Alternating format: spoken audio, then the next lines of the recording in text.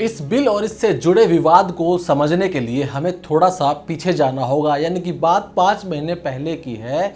हुआ कुछ यूं था कि मुख्य चुनाव आयुक्त और चुनाव आयुक्तों की नियुक्ति पर सुप्रीम कोर्ट ने आदेश दिया। उन्होंने कहा कि पीएम लोकसभा में नेता प्रतिपक्ष और सीजीआई का पैनल में होना अनिवार्य है नियुक्ति के लिए, क्योंकि पहले सिर्फ केंद्र सरकार इसका चयन करती थी। 5 सदस्यीय बेंच ने कहा कि यह कमेटी नामों की सिफारिश राष्ट्रपति को करेगी, इसके बाद राष्ट्रपति मोहर लगाएंगे। उच्च न्यायालय ने अपने आदेश में साफ कहा कि यह प्रोसेस तब तक लागू रहेगा जब तक संसद चुनाव आयुक्तों की नियुक्ति को लेकर कोई कानून नहीं बना लेती। सुप्रीम कोर्ट ने अपने फैसले में कहा कि यह चयन प्रक्रिया जो है वो सीबीआई डायरेक्टर की तर्ज पर होनी चाहिए।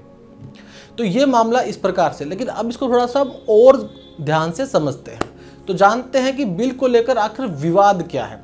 केंद्र सरकार ने गुरुवार को राज्यसभा में मुख्य चुनाव आयुक्त और अन्य चुनाव आयुक्तों की नियुक्ति को लेकर रेगुलेट करने से जुड़ा बिल राज्यसभा में पेश किया। बिल के मुताबिक आयुक्तों की नियुक्ति 3 सदस्यों का पैनल करेगा, जिसमें प्रधानमंत्री, लोकसभा में विपक्ष का नेता और कैबिनेट का मंत्री शामिल होंगे।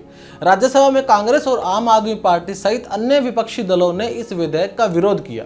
विपक्षी दलों ने कहा सरकार सुप्रीम कोर्ट की संविधान पीठ के आदेश के खिलाफ बिल लाकर उसे कमजोर कर रही है। सुप्रीम कोर्ट ने मार्च 2023 में एक आदेश में कहा था कि सीईसी की नियुक्ति प्रधानमंत्री, चीफ जस्टिस ऑफ इंडिया और विपक्ष के नेता की सलाह पर राष्ट्रपति करेंगे।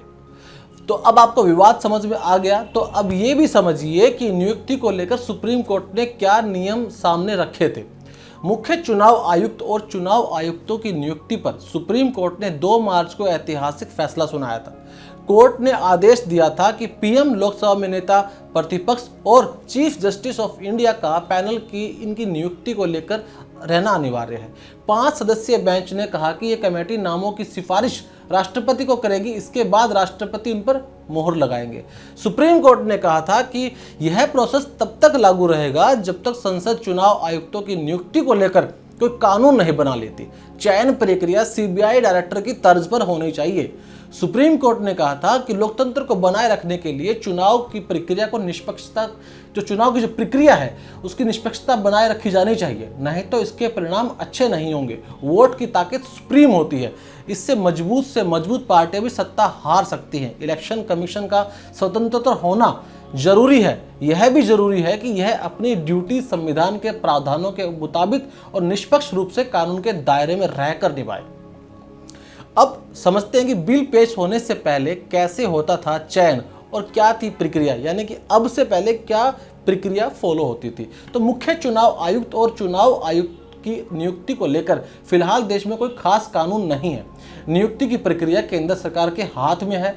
अब तक अपनाई जाने वाली प्रक्रिया के अनुसार सचिव स्तर के मौजूदा या रिटायर हो चुके अधिकारियों की एक सूची तैयार की जाती है। कई बार सूची में 40 से अधिक नाम हो जाते हैं। इस सूची के आधार पर तीनों नामों को एक पैनल तैयार करता है। इन नामों पर प्रधानमंत्री और राष्ट्रपति विचार करते हैं। इसके बाद प्रधानमंत्री पैनल में शामिल अधिकारियों से बात करके कोई एक नाम राष्ट्रपति के पास भेजते हैं। इन नाम के साथ प्रधानमंत्री के नोट भी भेजे जाते हैं, जिसमें ये लिखा जाता है कि उन्होंने इस नाम का चयन क्यों किया और क्या उसके पीछे कारण रहे होंगे।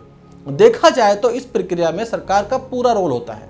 इनका कार्यकाल 6 साल या 65 साल की उम्र जो भी पहले हो उस तक होता है। इस प्रक्रिया से चुनाव आयुक्त चुने जाते हैं और इनसे जो सबसे सीनियर होते हैं उसे मुख्य चुनाव आयुक्त नियुक्त किया जाता है। तो ये प्रक्रिया आज तक फॉलो की जा रही थी। अब बिल पेश होने के बाद क्या नई प्रक्रिया होगी वो मैं आपको पहले बता चुका हूँ, लेकिन अब समझते हैं कि चुनाव आयुक्त को लेकर इतिहास में कब कब क्या क्या हुआ।